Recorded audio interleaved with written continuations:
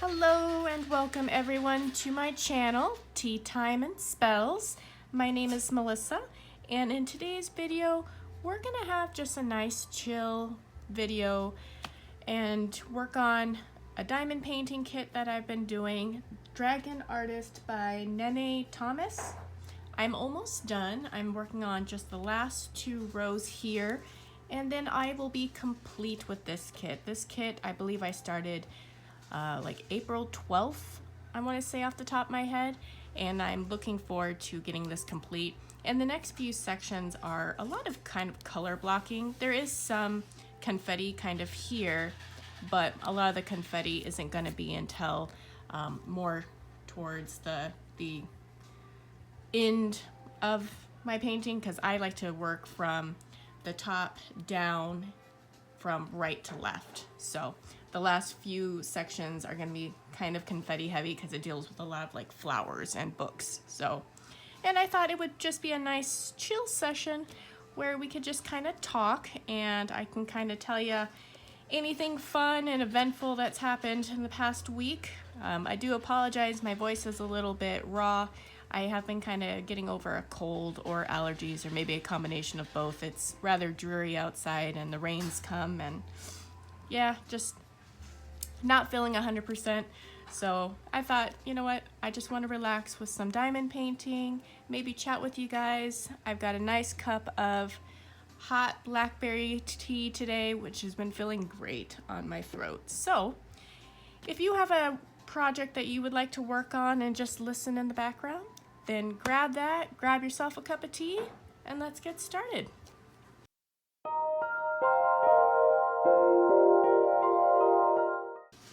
So this week, I live in the Midwest, and our weather goes from 0 to 60 all the time, I swear. We went from having Mother's Day weekend, 90-degree weather, absolutely gorgeous, and my husband was sick, so I had a very just, chill, relaxing Mother's Day weekend. Didn't do too much, and that was okay. I got to relax and do some reading and do some diamond painting, but I ended up feeling the effects of his cold probably like Tuesday or Wednesday, where my throat just was not feeling all that great and just kind of feeling tired. And then around Wednesday, Thursday this week, our temperature decided to drop 20 degrees each day. So we went from lovely 90-degree weather to 70 to 50. And that's kind of par for the course out here, along with outrageous winds. If we could ever get, like, a perfect day out here is beautiful weather where it is sunny outside, the winds aren't howling at 20-30 miles an hour, and it's warm. That's like the perfect day, and everybody will cancel any appointments they have to take advantage of the weather, because Lord knows it doesn't last very long out here, or it switches in like an hour. It's kind of one of those things where it's like a false spring or a false summer, where you have an hour to enjoy the sun because that may be all you get. And it's been kind of one of those weeks where it's been a roller coaster for weather, and it's definitely played a role for a lot of people in town, where we're all feeling kind of crappy because we're getting whiplash from the weather. So that's fun. In addition to that, we were dealing with some electrical problems. So we had noticed about a week ago that our electrical in our house was just randomly surging, just kind of weird. Like, it got to the point where I decided to do a load of laundry, and I would start the dryer. My bathroom, where my laundry is located, the lights would flash. Okay, I get it, same circuit. But the lights flashed, the bathroom vent decided to go on and off, and then my dishwasher, which is on a completely separate line, decided to turn on and off and growl at me. Like, it was the weirdest thing. And there had been a couple instances where the power had just been turning on and off randomly, and just a lot of like flashing lights and stuff. And we're like, well, we either have something majorly wrong with the house with electrical, or we have a poltergeist. And either one would not be an exactly fun scenario. I mean, we do have a 1904 house, so a poltergeist wouldn't be out of the realm of possibility. But considering the fact that we've lived here for 10 years and haven't had any supernatural activity, I'm gonna say it was probably more the electrical. So I decided, after looking at on Reddit and kind of our own experience with electrical, that before we hire an electrician to take a look at our breaker box, I would just call our city and ask them to have somebody just take a look at the outside lines. We have some disastrous squirrels that love to chew on anything and everything and are very destructive to power lines and cabling, any wire in general, along with decks. For some reason, they like to eat wood. And so I thought my first instinct was that the squirrels had gotten to the lines, and that was why it was surging. So I figured, you know what, I'll give my local utility company a call and see by chance if they could send somebody. It was Friday morning when I called them. They were super nice. They sent somebody over. My husband doesn't work on Fridays, so he was here while they were out looking at the lines. And he calls me after they're gone, and he says, well, looks like we have a faulty neutral line going into the house, and they need to replace it. And I'm like, oh, okay. Well, that would explain the power surging. I'm really happy that I called them up and had them take a look at it, because if it's the city, then they pay for it, and I don't have to fork out a couple $1,000s to replace the electrical. But I come home because it was a Friday afternoon. They didn't have time to trench the line and get it all fixed that same day. So they said, yep, we'll get it taken care of by next week. Okay.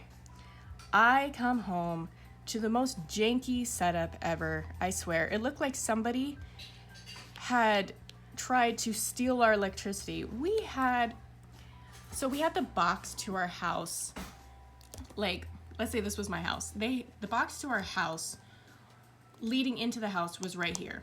My driveway and my garage would be like right here, and we had the power from the city like right on the side. They decided to do a line all the way here, wrap it with duct tape above my garage, along the fence line, and snake it all the way to the entrance into the house. It looked like somebody was very poorly hiding the fact that they were trying to steal electricity from us. It looked so bad, and it was so laughable. I should have taken a picture. It was so funny. But I'll tell you what, it did the trick. We didn't have any power surging, and by Tuesday this week, they were able to trench a line, and they were able to splice into it and replace the faulty neutral and get everything back so that our appliances and everything wouldn't get fried.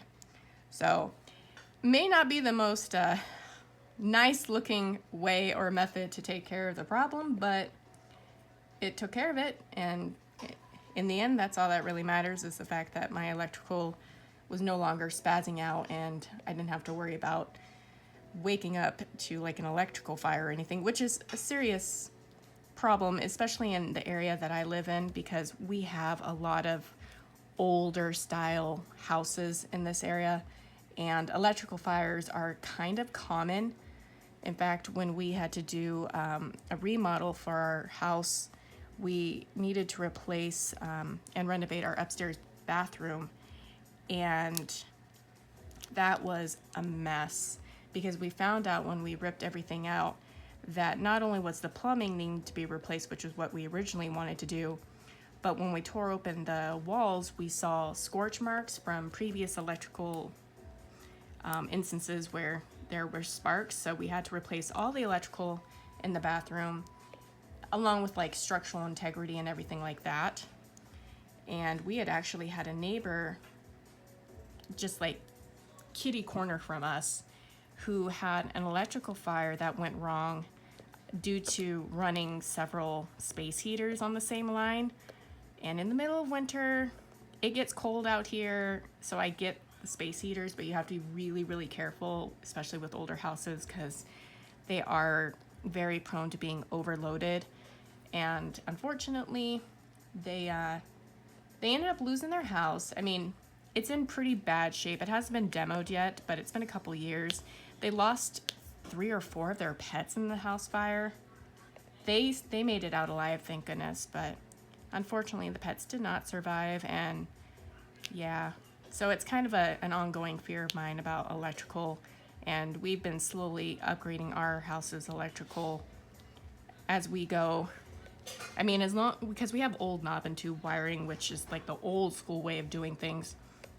And as long as you don't splice into it, it's perfectly fine. It works great. But as soon as you splice and put modern on it, if it's not done correctly, it could surge and make a lot of problems. So we've been slowly trying to update the wiring as we go and make it a lot more safe. So that's been a fun adventure. Other than that though, things have been pretty quiet this week. Just been trying to enjoy the lovely weather when we get it. We actually, my husband and I put in a garden, not last week, but the weekend before. And because of the warmth, they've been loving it. Been soaking up the sun and growing nice and big, and also soaking up a lot of water. So we were constantly having to water them. But now that we're set to have the next week of like ongoing rain, don't need to water the garden for a while. But I did notice today when I was out there that they were starting to sprout and get nice and big. We have 4 raised garden beds, and we've got a variety of stuff that we're hoping to grow.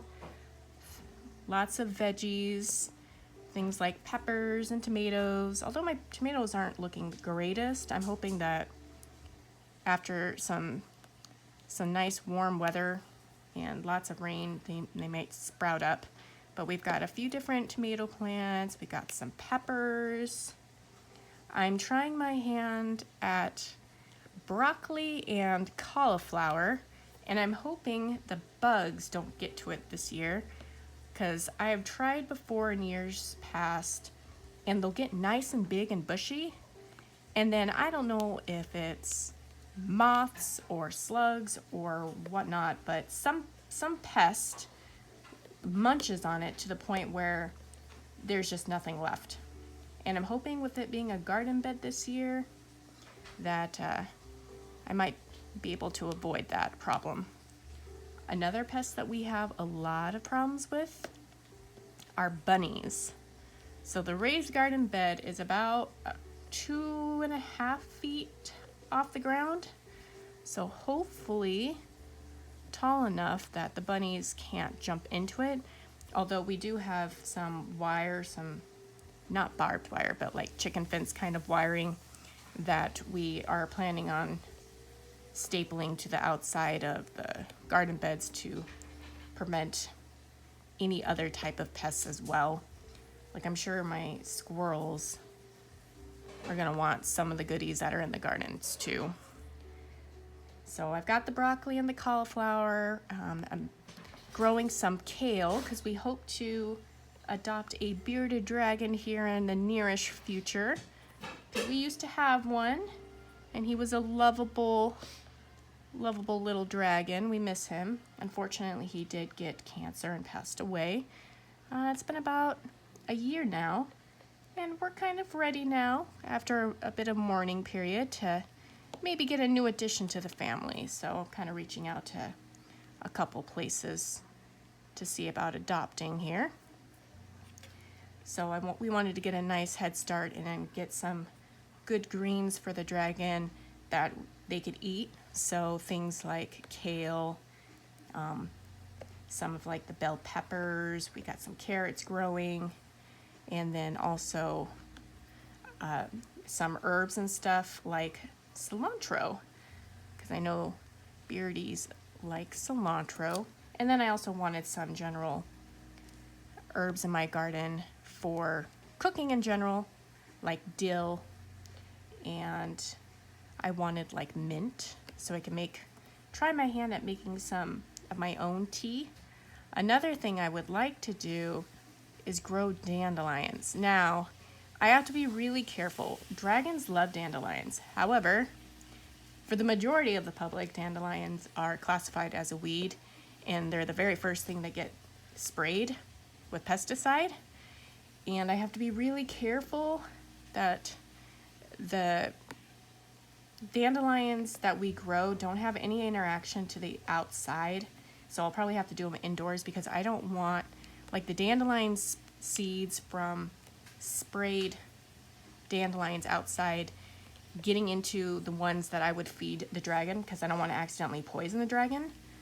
Not to mention, I would like to try my hand at brewing and making my own dandelion tea. And I'd rather not poison myself either. So we have like an indoor grow planter, and I think I'm gonna try my hand at growing some dandelions as well. Let's see, what else are we growing? Peas and green beans.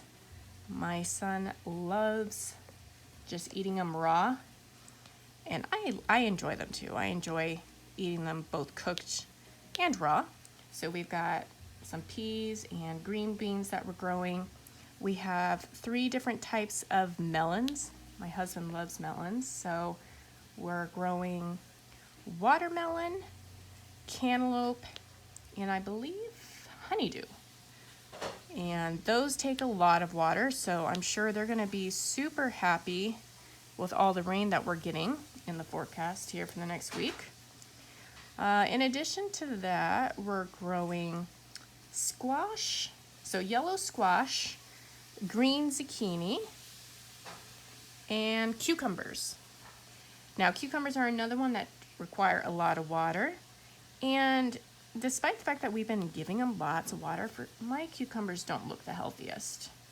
And I think it might be because it's just a little too cold. Because when we put in our garden, there was one night, like 1 or 2 nights, where it got really close to freezing. And I'm just wondering if they kind of went in shock, the cucumbers and the tomatoes. We're hoping they're gonna bounce back. If not, I might have to replant, but I'm hoping, I'm holding out hope that they'll bounce back with some tender loving care from the sun and some water. Because me and my son love cucumbers. We could eat them every day. So we're hoping to do that, and we also would like to get enough where we could pickle some, because homemade pickles are another thing that we enjoy. Let's see, what else are we? We also did a couple of pest, kind of like natural pesticide plants, lemongrass and lavender. We planted some of that to hopefully help with mosquitoes later on, because yeah, unfortunately they're quite the pest, and it makes trying to enjoy the outside unbearable when they're there trying to suck your blood. But we had heard that lavender and lemongrass were a good natural deterrent for not just mosquitoes, but also, I believe, flies too. Don't know about that one quite, but yeah, so we're trying our hand at that. And then we got a couple flowers, like some roses and tulips, irises. Those are already starting to pop up. They're a hardy flower. We, when we first moved into this house 10 years ago, we had like maybe 1 or 2. And then our neighbor who lived behind us was thinning out his flower garden and came over with a whole wheelbarrow full of tulips and irises and was like, hey, you want some? We're like, sure, why not? We planted like maybe a handful, and over the course of the last several years, that handful has blossomed into a damn jungle. We have to consistently try to thin them out because they will just take over the whole flower box. And they're gorgeous, don't get me wrong, but they're like their own type of weed. They just spread. And I mean, they'll fill up the space and it looks gorgeous when they're all there. But they can really choke out anything and everything else. So if you want anything else besides tulips or irises, you have to make sure that you give them lots of space, because otherwise they're going to just get overwhelmed and enveloped by these plants. But I will say it is beautiful when they're all in full bloom and they smell amazing, and I get to see lots of butterflies and bees, and it is really pretty. But they can get quite tall too, like a few feet tall when they're left to their own devices. So we tend to try to give away irises and tulips every year when we go through our flower bed, because yeah, they become quite the jungle. And then let's see, what else did we do this weekend? Well, we opened up our pool, kinda. We have a large 24-foot pool. It's an above ground Intex pool, and it's 4 feet deep. And what we did is we dug 2 feet down with an excavator, and we embedded part of the pool in the ground for stability and also to kind of regulate the temperature of the water. And we were also hoping it would help with protection from the elements, because we get freezing winters. And we're on our 3rd year, I want to say, with it being in the ground, and it's been awesome. And we opened it up, we took off the cover, and we were debating on if we were going to drain it this year so we could clean it, give it a nice deep clean. But when we opened it up and we saw the crystal clear water, we're like, you know what, we'll just throw in our nice little pool vacuum to collect any random debris, like some autumn leaves from the trees and random dirt, and then we'll fill it back up with water. Because what we usually do is we will drain it for the end of the season. We'll drain it just below the inlet line, so about halfway, and then that way it keeps its shape. We'll put a nice cover over it, and then we open it back up and pump it full of chemicals and enjoy it for the season. And I don't know if it's going to be a warm season or not. It's always so up in the air here. There are some years where it is really, really warm and it's nice having that pool, and then there's others where it could be just 75 degrees for most of the summer. And you never know what kind of season you're going to get until the day you wake up. So I think what we're going to do this weekend is start filling her up with water. It usually takes about a day and a half to fully fill it up. And then we're gonna pop in all the starting chemicals, so your chlorine, and give it a nice shock, get it good and going. And then start up the sand filter and get it going for the season. So hopefully get it ready to go to enjoy, hopefully by next week, which by the end of next week, so by the end of the month, it looks like the forecast is showing nice warmer weather. So it should be ready to go by then. But we shall see, because it usually takes a good week or so for the water to warm up. But if we do have a sun cover, which kind of helps speed up that process. So that's kind of what we're looking forward to for next week.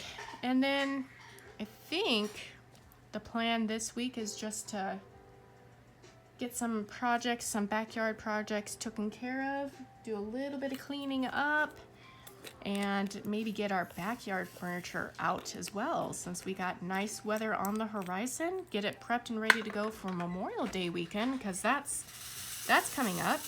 Another thing that's coming up is school will be ending next week for our kiddo, which is hard to believe that school will be out for the summer next week, at least for the schools in this area. So now it's like, oh, official summer break is on the horizon, and I got to get him all set up with summer camp, and I think he's going to go into the Boys and Girls Club to enjoy and hang out with friends, and yeah, got to think about summer now. That's hard to believe. It seems like the beginning of the year came and went in a flash, and my job is going to be moving locations in the next few weeks, so prepping for that, doing lots of packing and cleaning, and that's exciting because I've been with this company, with this clinic for over 5 years. The doctor I work with bought the clinic 5 years ago in August, and I was with the previous owners about a year and a half prior to that. So it's exciting to see the clinic working so well and getting into a fresh new space with updated wiring, and we have another doctor on staff, so things have been busy and things have been booming. So job security is right there, which I'm excited and happy and very grateful for.